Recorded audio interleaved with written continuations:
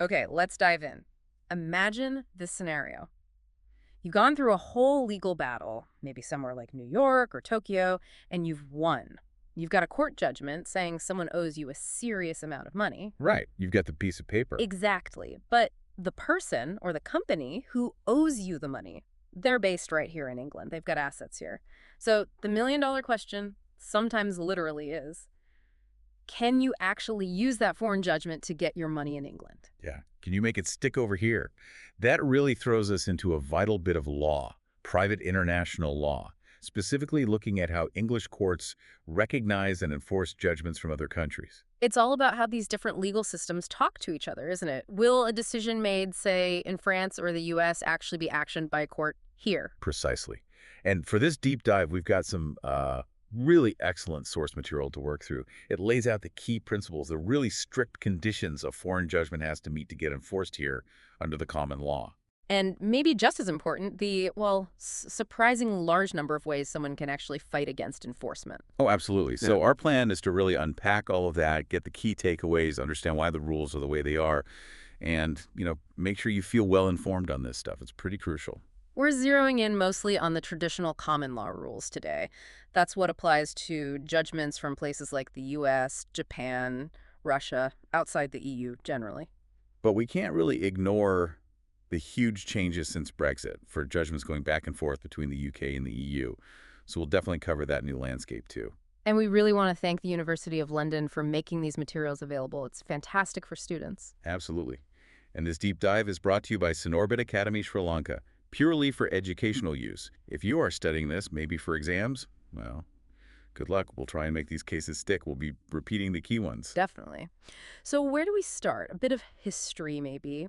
How did England get into the business of enforcing foreign judgments in the first place? Well, it goes way back, actually, to the 17th century. English courts have been doing this for a long time. Initially, the thinking was often based on comedy. Comedy, like international politeness, just being good neighbors. Sort of, yeah, mutual respect between courts in different nations.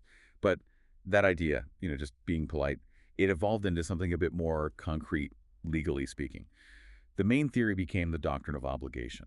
Doctrine of obligation, okay. Is there a key case for that shift? Yes, a really important one is Shibsby v. Westonhausen back in 1870. Shibsby v. Westonholtz, 1870. Got it. What did Shibsby establish about this obligation idea? It basically said that if a foreign court had jurisdiction over the defendant, and this is crucial, jurisdiction according to English conflict of laws rules, then its judgment wasn't just some evidence of a debt you could argue about again in England. No, the judgment itself created a legal obligation on the defendant to pay the amount awarded. Ah, so it's conclusive. It creates the debt here. Exactly. It creates an enforceable debt in England based on the foreign court's decision, assuming they had jurisdiction by our standards. You don't rerun the original case. That's a massive difference, not just evidence, but the obligation itself. And this is still the view today. Pretty much, yes. The obligation doctrine was strongly reaffirmed much more recently in a major court of appeal case, Adams v. Cape Industries, PLT, in 1990. Adams v. Cape Industries, Peleg, 1990. Okay, we'll definitely need to remember that one. We will. And it's interesting, even in Adams, while the court fully endorsed the obligation doctrine, they still sort of nodded back to comedy. They said, the Society of Nations will work better if some foreign judgments create enforceable rights. So that practical idea of international cooperation still seems to be floating around underneath the legal doctrine. Adams v. Cape Industries, Pullock, 1990. Okay, so it sounds like, just like deciding which court should hear a case in the first place jurisdiction, there are different systems for deciding whether to enforce a judgment once it's made. That's right. You've got the traditional common law rules, which is our main focus for judgments from, say, the U.S. or Australia. And then for a long time, we had the Brussels regime, mainly the Brussels regulation, which made things much, much simpler for judgments moving within the EU. But that EU system has changed now because of Brexit. Big time. That simple EU regime doesn't apply to new cases started after the end of 2020. We'll get into what replaced it, or rather, what didn't fully replace it later on. Got it. So common law focus for non-EU and the shifting landscape for EU. So the plan is, first, what are the absolute must-meet conditions for getting a foreign judgment enforced under common law? Then, what are all the ways someone can try to block it? Those defenses. And finally, wrap up with the post-Brexit UK-EU situation. And yeah, we'll keep bringing up cases like Adams v. Cape and Shibsby v. Westenhall so they sink in. Sounds like a plan. Let's kick off with those conditions. Perfect. So, a foreign judgment lands on an English court's desk. What are the hurdles it needs to clear just to be considered for enforcement at common law? Okay, there are three main conditions. If the judgment ticks all three boxes, then it's considered prima facie enforceable. Prima facie enforceable, meaning it's good to go unless... Unless the judgment debtor, the person it's against, can successfully raise one of the specific defenses we'll talk about later. But first, it has to pass these three tests. Right. Condition number one. Condition one, and this is often the trickiest, is that the original foreign court must have been a court of competent jurisdiction. But here's the kicker. Competence is judged not by the foreign court's own rules, but by English conflict of laws rules. Hold on. So it doesn't matter if the New York court thought it had jurisdiction under New York law. The English court reapplies its own test. Exactly that. English law sets the standard for whether it considers the foreign court to have had the right kind of connection to the defendant to justify enforcing its judgment here. It's a significant filter. Okay, so what does English law look for? How does a foreign court get deemed competent over an individual defendant? For individuals, English common law mainly recognizes two things. First, if the defendant was resident in the foreign country when the lawsuit started, that seems fairly straightforward.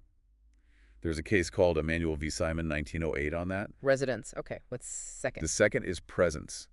If the defendant was physically present in the foreign country when the court documents were served on them, the authority for that is Carrick v. Hancock from 1895. Just present. Like if I'm on holiday in Florida for a week and someone serves me court papers there, an English court might later enforce a Florida judgment against me based just on that. Potentially, yes. Yeah. It might seem like a very thin connection, basing jurisdiction on what could be just fleeting or casual presence. It does. But the rationale is that English courts also exercise jurisdiction over foreigners based simply on serving them with papers while they're temporarily present in England. Yeah. So because we do it, we generally recognize it when foreign courts do it too. It's a sort of reciprocity argument. Okay, I see the logic, even if it feels a bit broad. So residence or presence for individuals, what about companies? They don't exactly reside or pop over for a holiday. Good point. For companies, it's obviously different. They can't be present like a person, but they can carry on business in a foreign country. And doing that can make the foreign court competent from an English perspective. The big case setting out the test here is that one we keep mentioning, Adams v. Cape Industries, Peach. Right, Adams v. Cape. What's the test from Adams for a company carrying on business abroad for these purposes? Okay, according to Adams v. Cape, for an English court to say the foreign court had jurisdiction over a company based on it doing business there, four things generally need to be shown. One, the company had a fixed place of business in the foreign country. Like an actual office. Yes, something fixed. Two, it carried on its own business from that place, not just the business of an agent or subsidiary. Three, it did so for more than a minimal time. And four, the business was actually transacted from that fixed place. So it's quite demanding. You need a real established presence doing the company's own work, not just, say, having a local sales agent. Exactly. It's much easier to meet the test if there's a proper branch office, much harder if it's just agents or even subsidiaries who are, legally speaking, running their own show. Let's really dig into Adams v. Cape again. The facts are so important here. Remind us what happened in that case. Okay, Adams v. Cape. You had Cape Industries, the parent company here in England, involved in asbestos mining. They had various subsidiaries, including marketing ones, and crucially, U.S. subsidiaries, Company F, incorporated in Illinois. The asbestos ended up in a factory in Texas. And workers at that Texas factory got sick. Very sick. Over 200 plaintiffs sued in the federal court in Texas, claiming damages for injuries from the asbestos. They sued various companies, including the English parent, Cape Industries. But Cape, the English parent, didn't actually show up to defend the case in Texas. Correct. They didn't participate directly, and a massive default judgment was entered against them in Texas. The plaintiffs then came to England trying to enforce that judgment against Cape's assets here. And the English Court of Appeal said no. Said no. Enforcement refused. And the core reason relating to this first condition was that Cape, the English parent, was not considered to be present or carrying on business in Illinois, where its U.S. subsidiary F was based, according to the English legal test. Why not? The subsidiary was selling their stuff, wasn't it? It was. But the Court of Appeal's crucial finding was that the U.S. subsidiary F was carrying on its own business. It was a separate legal entity. It wasn't acting merely as CAPE's agent or running CAPE's business for them.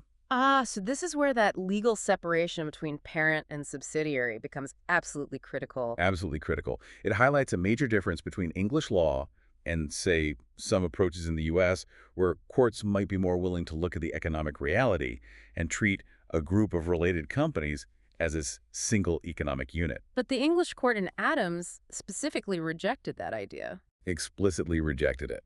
They called the single economic unit idea radical and stuck firmly to what they called the conventional conceptual analysis.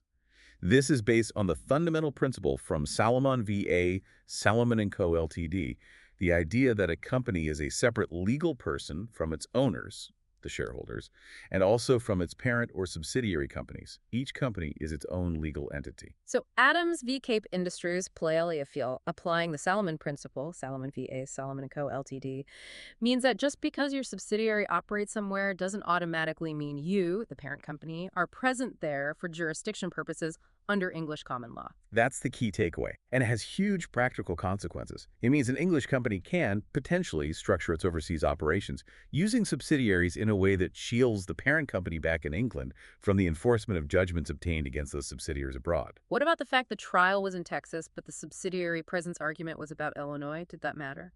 The court did consider it. They thought maybe presence in Illinois could have grounded jurisdiction for a federal court judgment, as federal courts have nationwide reach in some senses. But they also noted a federal judge in Texas applies Texas state jurisdiction rules anyway. Ultimately, though, the killer point for the plaintiffs was the failure to establish CAPE's presence anywhere in the U.S. under the English test because of the strict application of the Salomon principle to the subsidiaries' activities. Remember Adams v. CAPE and the Salomon principle. Okay, so competent jurisdiction relies on presence or residence for individuals, or carrying on business for companies judged strictly by the Adams-Salomon principles. What's the other main way a foreign court can get jurisdiction recognized here? Submission. If the defendant voluntarily submitted to the jurisdiction of the foreign court, then they can't usually turn around later and challenge it in England. How does someone submit? Is it just by showing up? It can be. Showing up and arguing the merits of the case rather than just jurisdiction is usually submission. But it can also happen through agreement. For example, explicitly agreeing in a contract that disputes will be heard by the courts of a specific foreign country. Can submission be implied too? Yes, potentially. A really good example is Copan v. Adamson from way back in 1874. An Englishman bought shares in a French company. The company's rules, its Articles of Association, said that any disputes during liquidation had to go to the French courts. When a dispute arose, the French court gave judgment against him. The English court held that by buying the shares under those rules, he had implicitly agreed to submit to the French court's jurisdiction for that type-specific issue. So the judgment was enforceable. Remember Copan v. Adams in 1874 for implied submission. And interestingly, even in Adams v. Cape, Scott J. made a comment, obiter sort of in passing, suggesting that an implied agreement to submit could be enough. It wasn't central to the Adams decision, but it shows the idea is still current. Remember, Adams v. Cape mentioned implied submission too. Okay, presence or residence, carrying on business, and submission. But what about that point you raised? What if someone only appears in the foreign court to say, hey, you don't have jurisdiction over me? Does that count as submitting? That's a really important practical question. And thankfully, there's a specific law on this to prevent people accidentally submitting when they just want to object. It's the Civil Jurisdiction and Judgments Act, 1982, Section 33, subsection 1. Civil Jurisdiction and Judgments Act 1982 S.331. Okay, what does it say? It says you are not considered to have submitted just because you appeared in the foreign proceedings for certain specific purposes. And what are those safe purposes under Section 33.1? There are three main ones listed in the Act. A, to contest the court's jurisdiction. B, to ask the court to dismiss or stay the case because the dispute should actually be decided by arbitration or in a different court. Or C, to protect or get released property that's been seized or threatened with seizure in those proceedings. Okay, so you can fight jurisdiction, argue for arbitration, or protect your assets without being trapped into accepting the court's power over the whole case. Repeat those three. Contest jurisdiction, ask for dismissal stay for arbitration other court, protect seized property. Exactly. So those are the main ways jurisdiction can be established from an English viewpoint. But it's also really important to know what does not count. What bases, even if relied upon by the foreign court, will not satisfy the English common law test for competent jurisdiction. Yeah, what's on the not recognized list? It's quite a specific list. English courts will not accept jurisdiction based merely on the defendant's political nationality or their domicile, which is like their legal permanent home, different from just residence, Right. or just the place where the cause of action arose, like where a contract was broken or an accident happened. So the fact the problem occurred there isn't enough on its own. Not on its own for common law enforcement, no. Also, not sufficient is. The fact the contract chose that country's law as the governing law, or that the defendant owns property, like land, in that country, or, very importantly, if the foreign judgment was based simply on serving the defendant outside the foreign country when the defendant had no other connection there. Right. So that lists again nationality, domicile, where the cause of action arose, choice of law, owning property there, or service out of the jurisdiction alone. None of these are enough for English common law enforcement. Correct. It's stricter than some other systems. Canada, for instance, adopted a real and substantial connection test in Morguard Investments Ltd v. de Savoy, which is broader. And some academics argue for recognizing judgments from the natural forum. But English common law sticks to its more defined category. Okay, condition 1. Competent jurisdiction by English rules, presence or residence, Adams v. Cape carrying on Business Solomon, submission, limited by CJJAS.331, ignoring many other potential bases. That's a big one. What's condition 2? Condition 2. The foreign judgment must be final and conclusive. Final and conclusive, meaning? It has to be res judicata, a decided matter, according to the law of the country where it was given. It can't be provisional or easily changeable by the court that issued it. Any examples of judgments that weren't final enough? Yes, Nuvion v. Freeman in 1889 is the classic case. It involved a Spanish judgment. Under Spanish law at the time, the type of procedure used meant the judgment could potentially be reopened or canceled by the very same Spanish court. The House of Lords said, because of that possibility, it wasn't final and conclusive enough to be enforced in England. Remember Nuvion v. Freeman, 1889, not final if the issuing court can still change it? Okay, another example. Blon v. Desser, 1962. This involved an Austrian judgment against a business partnership. Under Austrian law, to make an individual partner personally liable based on the judgment against the firm, you had to bring a separate action against that partner, where they could raise their own defenses. So the English court said the judgment against the firm wasn't final and conclusive against the individual partner because her personal liability hadn't been finally settled in Austria. Remember Blon v. Desser, 1962, judgment against firm, not final, against partner needing separate action. So it really has to settle the issue between the parties in that foreign court. But what if an appeal is possible or even underway in a higher foreign court? Does that stop it being final and conclusive? That's a really crucial point. No, it doesn't. Final and conclusive means final in the court that gave the judgment. It means that specific court is finished with the case. It does not mean all possible avenues of appeal in the foreign system must be exhausted. Oh, okay. You can absolutely start enforcement proceedings in England based on a foreign judgment, even while an appeal is pending in the foreign country. The English court might decide to pause the enforcement case, grant a stay, while the foreign appeal happens, but the possibility of appeal doesn't in itself destroy the finality of the original judgment for Condition 2. Got it. Final at its own level, even if it might be overturned later on appeal. Okay, so condition 1, competent jurisdiction. Condition 2, final and conclusive. What's the third and final condition? Condition 3 is straightforward but important. Hmm. The foreign judgment must be for a fixed sum of money. A specific amount, like £10,000 or $5 million. Exactly. A definite, ascertainable sum. This is a major limitation of the common law route. English common law will not enforce foreign judgments that order something other than money payment. So no enforcement of orders for specific performance, like forcing someone to carry out a contract, or orders for the delivery of specific goods or property, restitution of chattels. So if a court in, say, Italy ordered someone to hand back a specific painting they owned, you couldn't enforce that specific order here under common law. No, you couldn't enforce the order to hand back the painting itself. You'd need the Italian court to have awarded a sum of money instead, perhaps representing the painting's value. Are other countries different on this? Some are moving that way. The sources mentioned the Supreme Court of Canada in Pro Swing v. Elta Golf, 2007, suggested maybe the time had come to consider enforcing non-money judgments like injunctions. But English common law remains firmly fixed on needing a judgment for a specific sum of money. Remember that. Fixed sum only. No specific performance delivery, unlike the Canadian suggestion in ProSwing v. Gulf. Right, the three conditions.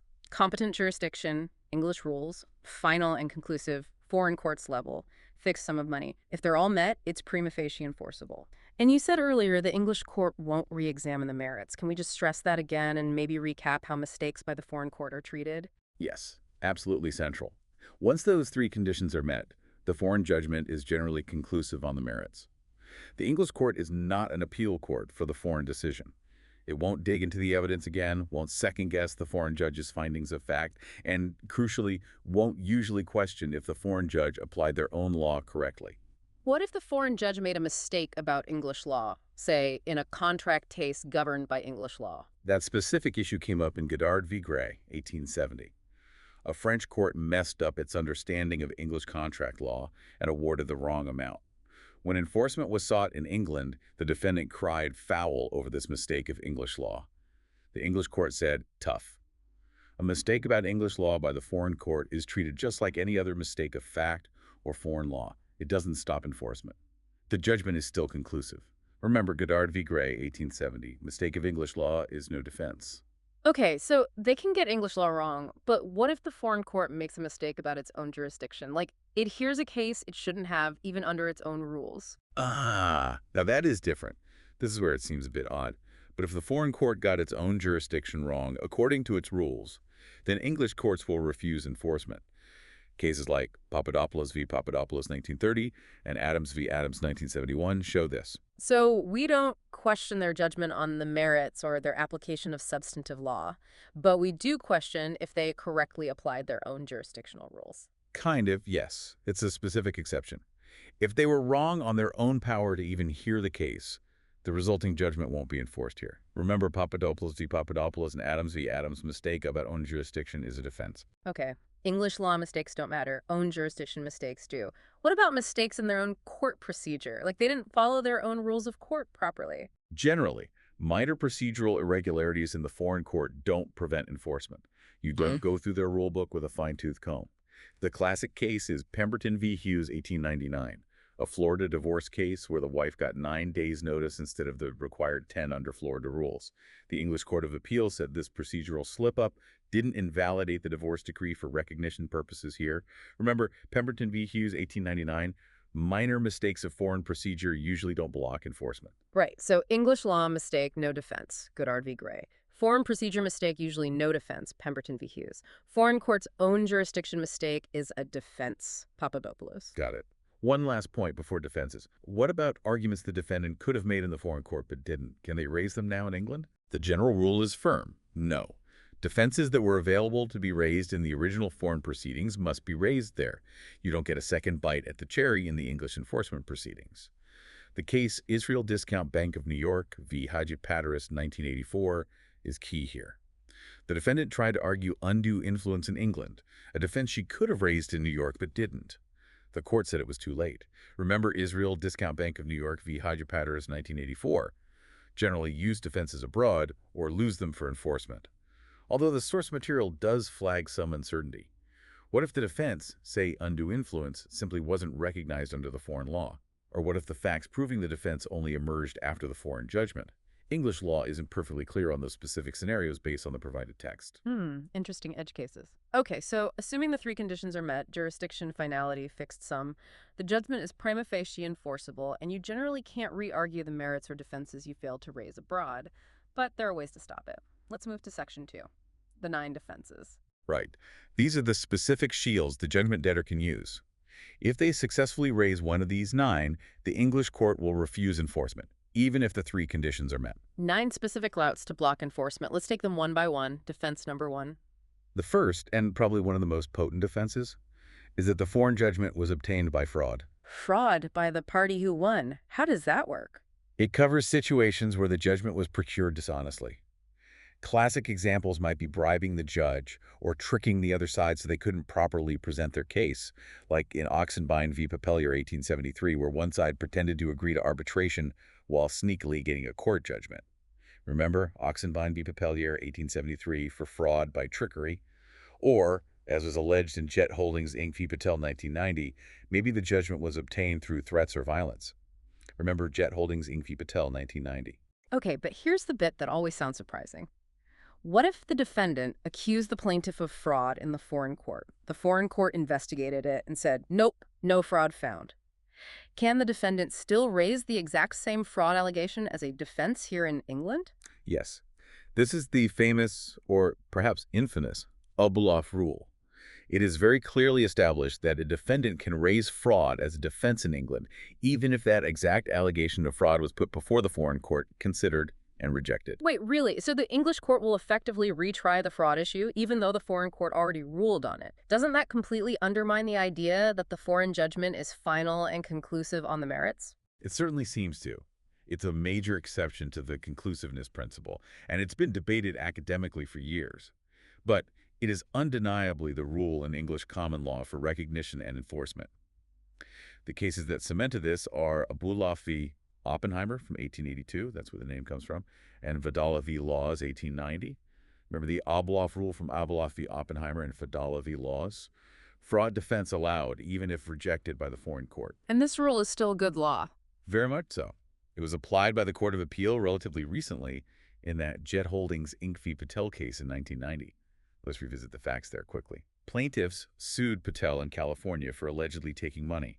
Patel claimed the plaintiff's boss had used violence and threats against him, which was why he hadn't fully complied with court orders, leading to a default judgment. When the plaintiffs tried to enforce the default judgment here, Patel raised the fraud defense based on those alleged threats. The Court of Appeal said he could raise it. Their reasoning was a bit like this. By getting the judgment, the plaintiffs were implicitly telling the California court Patel's violence claims were false. If Patel's claims were actually true, then the plaintiffs getting the judgment based on that implicit falsehood, combined with the alleged violence itself, could amount to fraud. And because of the Abulaf rule, Patel could argue this fraud in England, even though the California court must have proceeded on the basis his claims weren't substantiated. Remember Jet Holdings Inc. v. Patel applying the Abulaf rule. The case Owens Bank v. Bracco, 1992, also supports this rule. Oh, the Abulaf rule seems incredibly powerful for the defendant. Can the winning party ever stop the loser from re-arguing fraud like this? Well, the sources suggest a couple of potential ways around it, or limits to it. First, if there's a second foreign judgment. Imagine the first judgment is obtained, the loser cries fraud. Then there's a separate set of proceedings, maybe in the same foreign country, specifically to determine if the first judgment was obtained by fraud, and that second court rules definitively that there was no fraud. That second judgment might create an estoppel, preventing the fraud argument being raised again in England. That happened in House of Spring Gardens, Ltd v. Waite, 1991. Remember House of Spring Gardens, Ltd v. Waite, 1991? A second judgment clearing the first of fraud can block Abulaf. Second, English courts have inherent power to stop abuse of their own process. So while Abulaf allowed the defense, if the defendant raises fraud allegations in England that were already rejected abroad, and they present absolutely no new or plausible evidence if it looks like a hopeless attempt just to delay things, the English court might be able to strike out the defense or give summary judgment against them. This was suggested in Owens Bank Ltd v. Étoile Commerciale SA 1995. Remember Owens Bank Ltd v. Étoile Commerciale SA 1995, hinting at limits if the claim is baseless. Okay, so Abulaf is strong, but maybe not totally absolute. What if the defendant didn't raise fraud in the foreign court at all? Can they bring it up for the very first time here in England during enforcement? Yes, they can. And this is another special feature of the fraud defense. Hmm. Unlike most other defenses, remember Israel Discount Bank v. Haji Padres, where not raising undue influence abroad was fatal.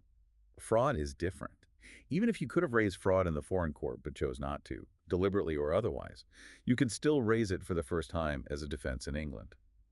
The authority for this is Sile v. Hayward, 1948.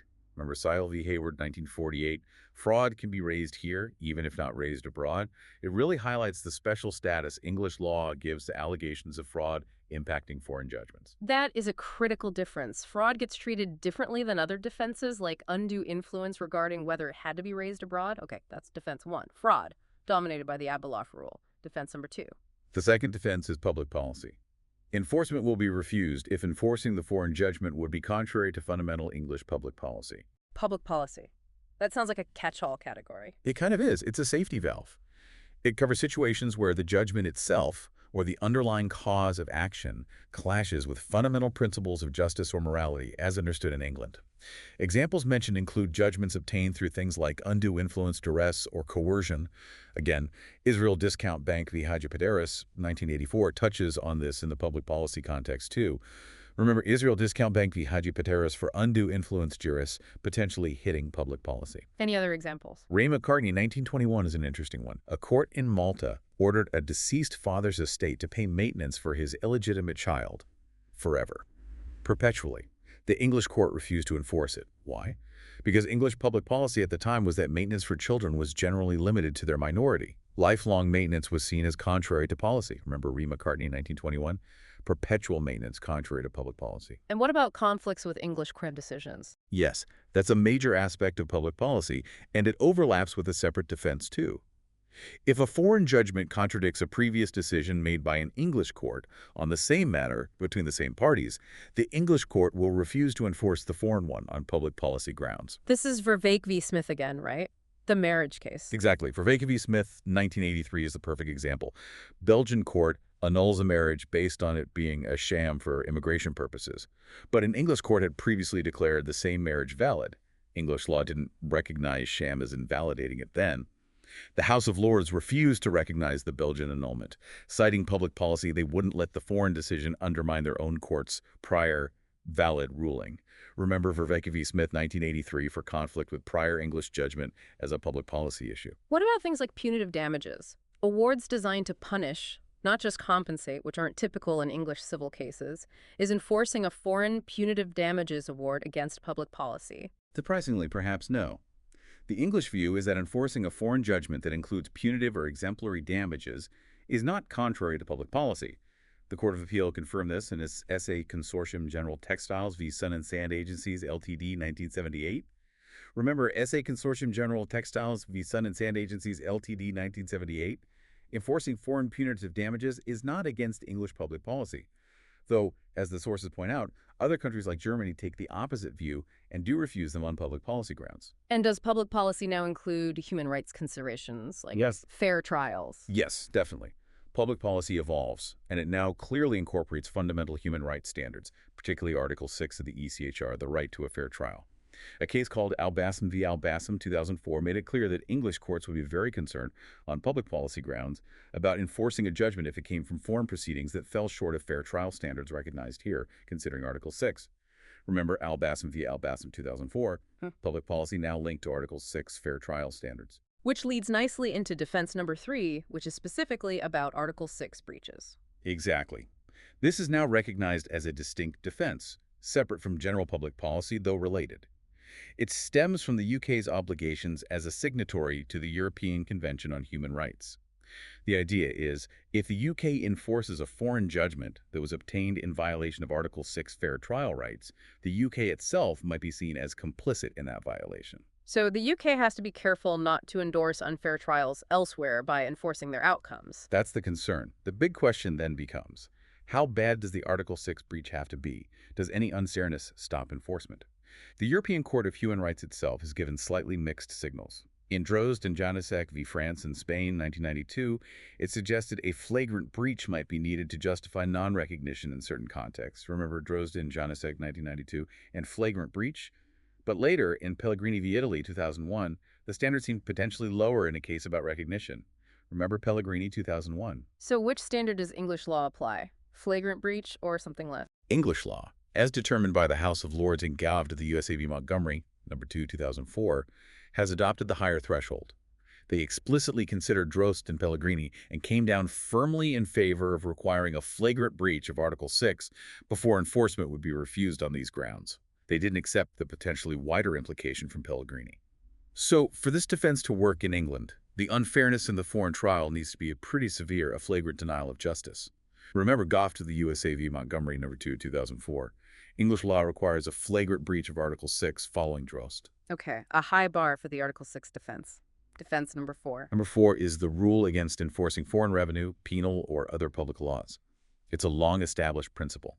English courts won't act as tax collectors or punishers for foreign governments. So if a foreign government gets a judgment against someone for unpaid taxes, they can't enforce that tax judgment here. Correct. That's a classic example of a foreign revenue law we won't enforce. Same goes for penal laws, things like fines imposed as punishment by a foreign state. An example given is USA v. Inkley 1989, where an English court refused to enforce a U.S. judgment relating to a forfeited bail bond, seeing it as part of the enforcement of U.S. criminal process. Remember, USA v. Inkley 1989, no enforcement of foreign penal public laws like bail bonds. Is there an exception? What if it's a foreign criminal court, but the order is for the criminal to pay compensation to their victim? Yes, that's treated differently. An order from a foreign criminal court making the defendant pay compensation to the victim generally is enforceable here. The case Rollin v. Fisher 1911 established this. Remember, Rollin v. Fisher 1911, victim compensation orders from criminal courts are enforceable. The logic is that even though it arises from a criminal case, the compensation order creates a civil debt owed by the offender to the victim rather than a penalty owed to the foreign state. Okay, makes sense. Revenue and penal laws out. Victim compensation in. Defense number 5. Defense 5 is breach of natural justice. Enforcement can be refused if the foreign proceedings violated principles of natural justice. Natural justice. What exactly does that mean here? Is it like the Article 6 fair trial point? There's overlap, definitely. The sources say the exact scope isn't crystal clear, but the core elements, often cited from Jacobson v. Freshon 1927, are usually seen as having a competent court, which we've already covered as Condition 1, giving the defendant proper notice of the proceedings, and give the defendant a fair opportunity to present their case. Remember, Jacobson v. Freshon 1927. Natural justice basics, a competent court, notice, opportunity to be heard. So if someone genuinely didn't know about the foreign lawsuit because they weren't notified correctly, or if they were somehow prevented from filing their defense, that could trigger this defense. It's exactly. A fundamental failure of notice or opportunity to participate would be the classic breach of natural justice. While that Pemberton v. Hughes case said 9 days notice instead of 10 was enough to block enforcement, a complete lack of notice, or notice served so late it's impossible to respond, would very likely breach natural justice. There's also a suggestion from Adams v. Cape Industries plaintiff that natural justice might extend further. Remember, in the Texas asbestos trial in Adams, there was a concern that damages for the many plaintiffs might have been calculated using a broad average rather than properly assessing each individual's specific loss. The Court of Appeal in Adams suggested, without deciding, that such a fundamental lack of judicial assessment of damages could potentially amount to a breach of natural justice. Remember Adams v. Cape's suggestion, read natural justice and proper damage assessment. Interesting. So natural justice is fundamentally about procedural fairness notice, hearing, maybe even how damages are worked out. Okay, defense number 6. Number 6 is statutory. It concerns judgments for multiple damages. This comes from the Protection of Trading Interests Act 1980, Section 5, Subsection 2. Protection of Trading Interest Act 1980, S.52. What kind of judgments does it target? It specifically targets judgments, often from U.S. antitrust cases, where the damages awarded are calculated as a multiple, like treble damages, of the actual loss suffered. The Act reflects UK policy dislike for these kinds of punitive, rather than purely compensatory, awards imposed by foreign courts in commercial matters. So, if a U.S. court awards $3 million in an antitrust case where the actual damage was only $1 million, the whole $3 million judgment is unenforceable here. Yes, Section 5.2 makes the entire judgment for multiple damages unenforceable, not just the punitive multiplier part. The case Lewis v. Eliades 2004 confirmed this interpretation. Remember Lewis v. Eliades 2004, the whole multiple damages award is blocked by the Act. This has also been applied to similar Australian laws. But what if the judgment is mixed? Part multiple damages, part ordinary damages. Ah, yes, the composite judgment scenario. Lewis v. Eliades 2004 also dealt with this.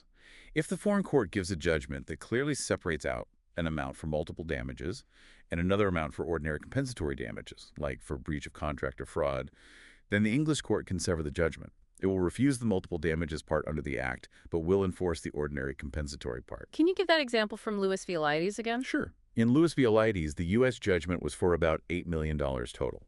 Around $1.1 million was under U.S. racketeering laws, considered multiple damages, and about $6.8 million was for breach of fiduciary duty and fraud, seen as ordinary compensatory damages. The Court of Appeal applied the Act to block enforcement of the $1.1 million, but allowed enforcement of the $6.8 million. Remember, Lewis v. Eliades 2004 shows you can sever and enforce the compensatory part of a composite judgment. Got it. Multiple damages blocked by statute, unless you can clearly carve out and save the purely compensatory bit. Defense number 7. Defense 7 is that the matter has already been decided by an English court. This sounds like the public policy point again about conflicting judgments and Vervaeke v. Smith. Exactly. It's essentially the same principle framed as a distinct defense. If an English court has already made a binding decision on the issue between the same parties, that decision takes precedence. A later foreign judgment that contradicts the English one won't be recognized or enforced. Vervaeke v. Smith, 1983, is the go-to illustration. The English finding of a valid marriage trumped the later Belgian annulment. Remember, Vervaeke v. Smith, 1983, again for prior English judgment prevailing. Right. English courts protect their own prior rulings. Defense number 8. Number 8 deals with conflicts between two foreign judgments. What if you have a judgment from France saying one thing and a judgment from Germany saying the opposite about the same dispute? Which one does England follow? The general rule, assuming both foreign judgments would otherwise meet the conditions for enforcement here, is that the judgment which was given earlier in time prevails. The first one in time gets recognized. This was discussed in Scholag v. Mansour, 1995. Remember Scholag v. Mansour, 1995. First-in-time rule for conflicting foreign judgments. There's a slight qualification unless the party relying on the earlier judgment is somehow prevented, is stopped from doing so because of their conduct. Okay, usually the first foreign judgment wins. What's the 9th and final defense? The last one is also statutory. It's back to the Civil Jurisdiction and Judgments Act 1982, this time Section 32. Remember, we used S.33 for protesting jurisdiction. Well, S.32 gives a defense if the foreign judgment was obtained in breach of a valid agreement between the parties to use arbitration or to take the case to the courts of a different country, a jurisdiction clause. So if we agreed in our contract to arbitrate any disputes in London, but you ignored that, sued me in Switzerland, and got a judgment, I can use that London arbitration clause to block enforcement of the Swiss judgment here? Precisely. Section 32 allows you to do that. If the foreign court proceedings were brought in breach of a valid agreement specifying arbitration or a different court's exclusive jurisdiction, the resulting judgment won't be enforced here. The case Tracomen S.A. v. Sudan Oil Seeds 1983 illustrates this well. Remember, Tracomen S.A. v. Sudan Oil Seeds 1983. Parties agreed to London arbitration, one sued in Switzerland instead. Swiss court gave judgment. English Court of Appeal refused to enforce the Swiss judgment because it breached the valid arbitration clause. Applying what's now Section 32, there was an exception in S.32. The defense doesn't work if the arbitration or jurisdiction agreement itself was invalid, illegal, or couldn't be performed. But assuming the clause was good, breaching it gives you a defense under CJHA A 1982 S.32. Remember that act and section number and the Tracomen case. Wow. Okay, that's 9 defenses. Fraud, Abeloff rule, Jet Holdings, public policy, Vervaeke, Albassam, Ree McCartney, but not punitive damages like an SA consortium. Article 6 breach, flagrant breach needed, Montgomery. Revenue, penal, public laws, Inkley, but Rollin v. Fisher allows victim compensation. Natural justice, Jacobson, maybe Adams on damages. Multiple damages, Protection of Trading Interest Act S.52, Lewis v. Eliades allows severing. Prior English judgment, Verveliken, prior foreign judgment, first wins, Scholag, and breach of arbitration jurisdiction clause, CJJA S.32, Tracomen. It's a complex framework, but it shows English law trying to balance respecting foreign courts, the obligation doctrine, with protecting defendants and fundamental principles here. Absolutely. Now that covers the common law. Let's pivot to the big shakeup. UK-EU judgments after Brexit. How has that changed? Massively. Before Brexit, as we mentioned, the Brussels regulation recast provided a pretty smooth system for recognizing and enforcing civil and commercial judgments between the UK and EU countries. It was designed for the single market judgments were meant to flow freely. Relatively easy to enforce a German judgment here, or a UK one in Spain. Much, much easier than the common law hoops we've just jumped through. But that system stopped applying to new cases. The crucial date is 1st January 2021. The Brussels regulation doesn't cover legal proceedings commenced on or after that date. What about cases already running before then? Are those judgments still enforceable under the old rules? Yes, largely. The withdrawal agreement between the UK and EU contains provisions to ensure continuity for those legacy cases. Article 67, for instance, says that judgments from UK proceedings started before 1st Jan 2021 remain enforceable in the EU under the old Brussels-Lugano rules.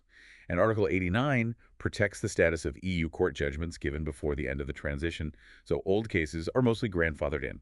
Okay, but for new cases started from 2021 onwards involving the UK and an EU country, what rules apply now instead of Brussels? It's become much more fragmented. There are basically two main possibilities now, neither as comprehensive as Brussels.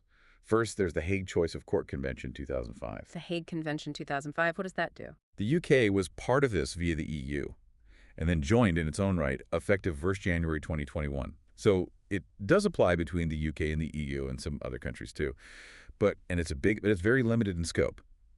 The Hague 2005 Convention only applies if the parties had an exclusive jurisdiction agreement in their contract, choosing the courts of one specific contracting state. Only exclusive clauses. So if our contract just says English courts have non-exclusive jurisdiction, or if there's no clause at all, Hague doesn't help enforce the judgment. Correct. Hague 2005 is out in those situations. It's useful for enforcing judgments based on exclusive clauses, and it helps stop parallel cases when such a clause exists. But it covers far fewer situations than the old Brussels regulation did. The sources rightly call it less comprehensive. I thought the UK also tried to join the Lugano Convention. That's more like Brussels, isn't it? It is very similar to Brussels, yes. Yeah. It connects the EU with non-EU countries like Switzerland, Norway, and Iceland. The UK applied to join Lugano in its own right in April 2020. Accession needs agreement from all current members, including the EU. And the EU said, The EU said no. The European Commission recommended against UK accession, and the EU ultimately blocked it in mid-2020. why? What was their reason? The Commission's stated view, as reported, was that Lugano is intrinsically linked to the EU's internal market and the close relationship with the EFTA states already in it. They argued the UK, as a third country post-Brexit without that special link, should instead rely on the multilateral Hague Conventions for Civil Justice Cooperation, which is the EU's standard approach with other third countries. So basically, you're out, so you use the standard third country tools like Hague, not the inner circle Lugano. That seems to be the essence of their position. So the upshot is, for UK-EU judgments in cases started on or after 4 January 2021, enforcement now depends on either the Hague Convention 2005, but only if there's an exclusive jurisdiction clause, or, if Hague doesn't apply, you're back to the national rules of the country where you want to enforce. In England, that means falling back on the common law rules we spent most of our time discussing with all 3 conditions and 9 defenses. Wow. Okay. So we've gone from a near automatic EU-wide system under Brussels to a situation where, unless you have a specific type of contract clause, exclusive jurisdiction for Hague, you're potentially facing the much more complex, uncertain, and defense-ridden common law system for enforcing judgments between the UK and EU countries. That's the reality now. It undeniably adds layers of complexity and potential cost compared to the pre-Brexit landscape under the Brussels regime. Right. We've really covered a lot. The 3 core conditions for common law enforcement: competent jurisdiction, remember Adams v. Cape and Salomon; finality, nuvion, fixed sum. Then those 9 detailed defenses, especially fraud and the Abeloff rule, Jet Holdings; public policy, Verveke; the statutory bars for multiple damages, Lewis v. Eliades; and breach of jurisdiction clauses, Checkelman.